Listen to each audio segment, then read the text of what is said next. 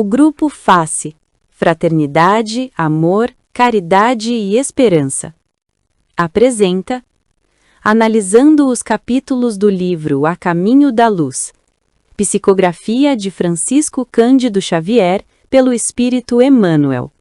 Capítulo 9. A Caminho da Luz. Capítulo 9. As grandes religiões do passado. Capítulo 9. As grandes religiões do passado. Neste capítulo, Emmanuel apresenta uma visão panorâmica e espiritual da história das grandes religiões que antecederam ou foram contemporâneas ao início do cristianismo. A tese central é que o desenvolvimento religioso da humanidade não foi um processo aleatório, mas sim parte de um plano divino orquestrado pelo Cristo planetário, Jesus. Essas religiões não são vistas como falsas ou pagãs em um sentido pejorativo, mas como etapas preparatórias e necessárias para a evolução espiritual da humanidade, cada uma adaptada ao nível de compreensão e às necessidades de cada povo. 1. O plano divino e os missionários do Cristo. Emmanuel inicia o capítulo afirmando que antes da vinda de Jesus em pessoa, o plano espiritual enviou à Terra diversos missionários e emissários de elevada hierarquia. O objetivo era semear as primeiras noções da verdade espiritual e preparar o terreno para a chegada do Evangelho. Esses missionários foram os fundadores das grandes tradições filosóficas e religiosas da antiguidade. Eles tinham a tarefa de combater o politeísmo grosseiro e a idolatria fetichista, introduzir a ideia de um Deus único, criador e onipotente, ensinar os rudimentos da lei de causa e efeito, karma, e da imortalidade da alma, reencarnação, estabelecer códigos morais para organizar as sociedades nascentes. Cada um desses missionários adaptou a mensagem divina à cultura, à linguagem e à capacidade de entendimento do povo ao qual foi enviado. Por isso, as religiões assumiram formas tão diversas, embora contivessem em sua essência a mesma semente de verdade. 2. As religiões da Índia, o arianismo e o budismo. A raça ariana e os Vedas. Emmanuel descreve o povo ariano que se estabeleceu na Índia como dotado de uma profunda sensibilidade psíquica e inclinação para a metafísica. Os primeiros missionários que ali chegaram, conhecidos como os rishis, sábios, trouxeram os ensinamentos que formaram os Vedas. A mensagem original era pura e monoteísta, ensinando sobre um Deus único, Brahma, a imortalidade da alma e a lei da reencarnação. A deturpação humana.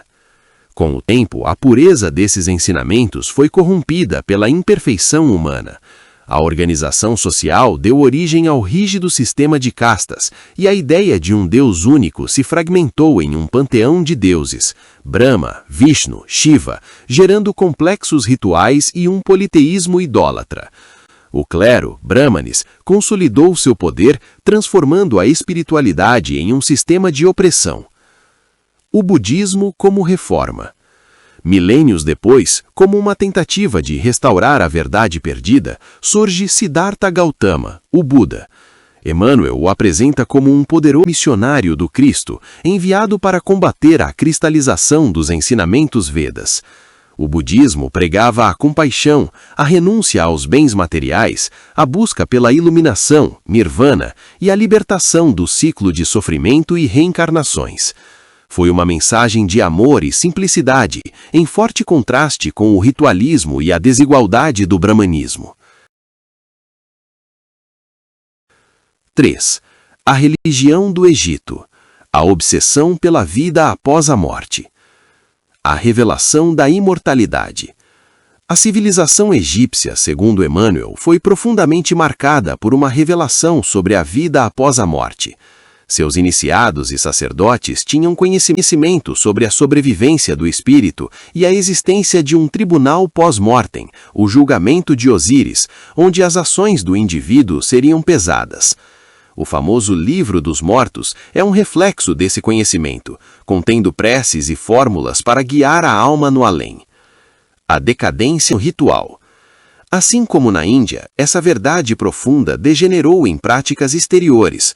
A crença na imortalidade foi materializada na mumificação e na construção de túmulos suntuosos, pirâmides. O foco se deslocou da transformação moral interior para a preservação do corpo físico.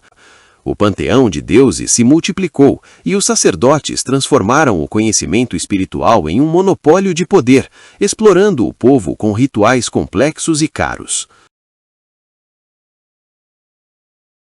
4. A religião da Pérsia, o zoroastrismo.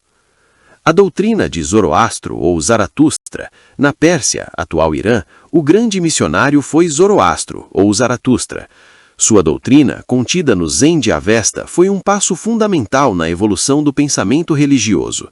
Ele introduziu a ideia do dualismo moral, a luta cósmica entre o bem, representado por Ahura Mazda, o deus da luz, e o mal, representado por Ahriman, o espírito das trevas.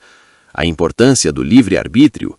O zoroastrismo ensinava que cada ser humano tem o livre-arbítrio para escolher o caminho do bem e o do mal, e suas ações teriam consequências. A religião pregava a pureza, a verdade e a justiça, e acreditava na vitória final do bem. Foi uma doutrina que elevou a concepção de Deus e introduziu uma forte noção de responsabilidade moral individual. As filosofias da China, Confúcio e Lao Tse. O preparo inicial com Foyi. Emmanuel menciona que as primeiras noções de espiritualidade na China foram trazidas por missionários como Foyi, que estabeleceram as bases para uma sociedade organizada. Confúcio e a moral social. Confúcio é apresentado como um missionário com a tarefa específica de organizar a base moral e social do povo chinês. Sua filosofia não era focada no além ou em Deus, mas na ética prática, o respeito aos ancestrais, a piedade filial, a retidão no governo e a harmonia nas relações humanas. Ele preparou o terreno social, ensinando a disciplina e a responsabilidade coletiva. Lao Tse e a mística do Tao. Contemporâneo de Confúcio, Lao Tse trouxe uma mensagem mais mística e filosófica. Sua doutrina, o taoísmo, pregava a harmonia com o Tao, o caminho, a força cósmica que rege o universo. Era uma filosofia de simplicidade, desapego e não resistência, que convidava o indivíduo a se conectar com a ordem natural do mundo. Enquanto Confúcio cuidou do exterior, a sociedade, Lao Tse cuidou do interior, a alma. 6. A missão do povo de Israel, o monoteísmo. Um povo escolhido para uma tarefa árdua. Emmanuel destaca que o povo hebreu não foi escolhido por ser superior, mas por sua teimosia e resistência. Essas características o tornaram o guardião ideal para a mais difícil das missões, preservar a ideia de um Deus único e transcendente, o monoteísmo, em um mundo dominado pelo politeísmo. Moisés, o legislador. Moisés, descrito como um iniciado na sabedoria egípcia e um médium poderoso, sua missão foi disciplinar um povo rebelde e codificar a aliança com o Deus único através dos 10 mandamentos.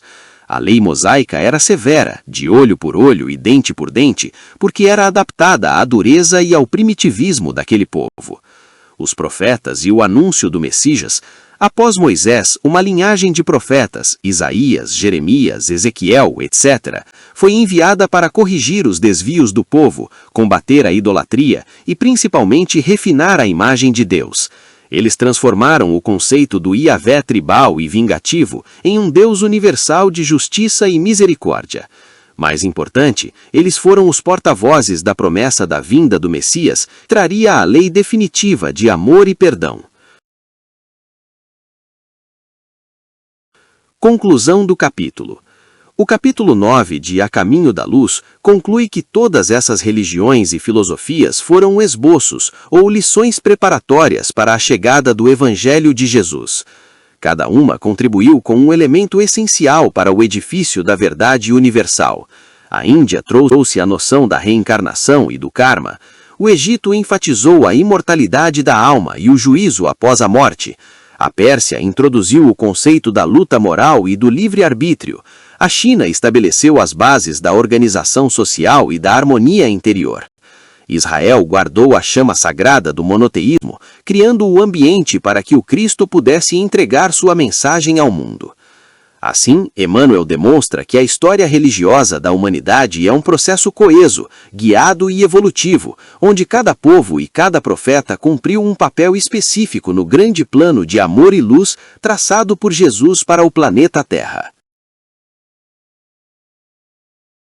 Se gostou, inscreva-se no nosso canal, dê um like e compartilhe esse vídeo para ajudar nosso canal a crescer e divulgar a doutrina dos Espíritos.